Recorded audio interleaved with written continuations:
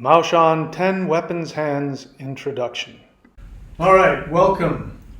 So this is a video for those of you who are doing the Mao Shan practices, and this is a video about the 10 weapons hands.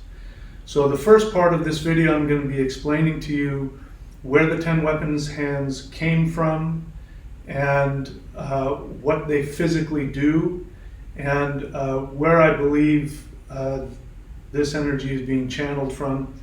And I'm really excited. This is a secret, a really special secret that very few people know about. I think it was just the people that I learned from that used it, and it's disappeared. They don't use it anymore.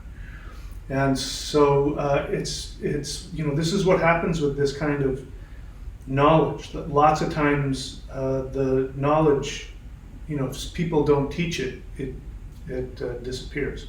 So I am teaching this to you because it will give you much more power, and I already know that the light beings are very happy about it, and it will connect you even more directly to them. So before we get into it, let's go ahead and open the class, and we do that with the yin-yang hands or the sifu hands, which are the basis of all of the spirit fighting moves. We can talk about that another time. So let's go ahead and open.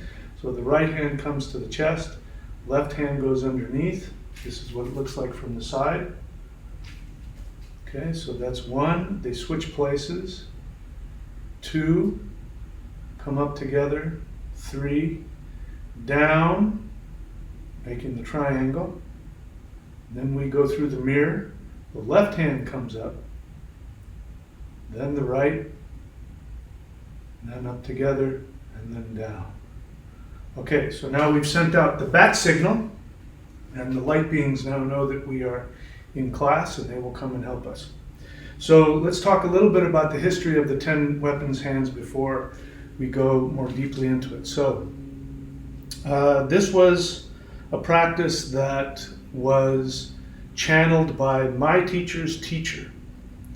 And he was somebody who was so powerful in the spirit fighting arts that his teacher, the Grand Master, whenever somebody would come to him wanting to learn, and every now and then he would say, if you really want to learn the most deadly, the most powerful aspect of this art, go train with the guy who was my teacher's teacher.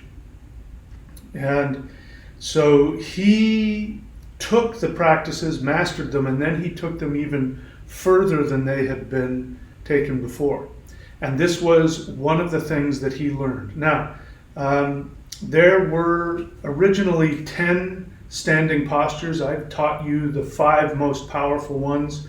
The wood posture, metal, fire, and then water and earth, right? So those are the 5 most powerful postures that we use. Standing postures open up the meridians and give you power.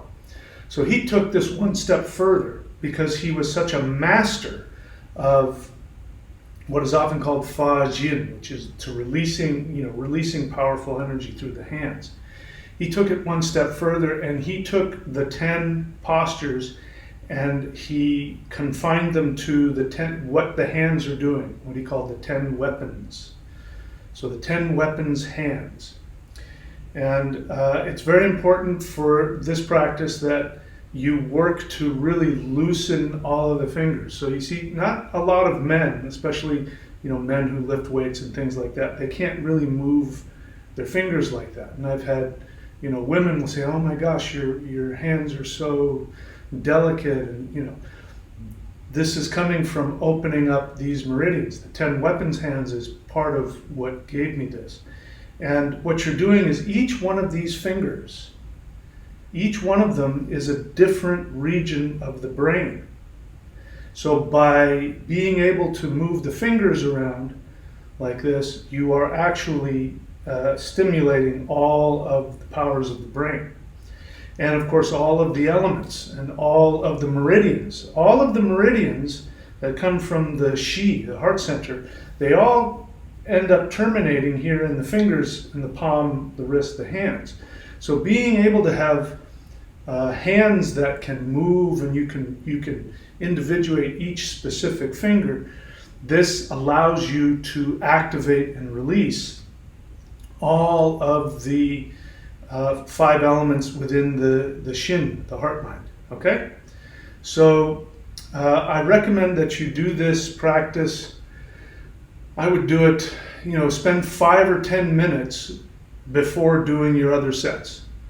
So if you're doing, the Celestial Qigong, or if you're doing the Awakening the Immortals, especially if you're doing the 5-element Mao Shan, or if you're doing the first set or any of the other spirit fighting sets to come, I would start with doing these 10 weapons hands for 5 or 10 minutes with the intention of opening up all of the meridians and getting the Shin to flow out the hands. So that's the first part, the introduction to the 10 weapons hands teaching.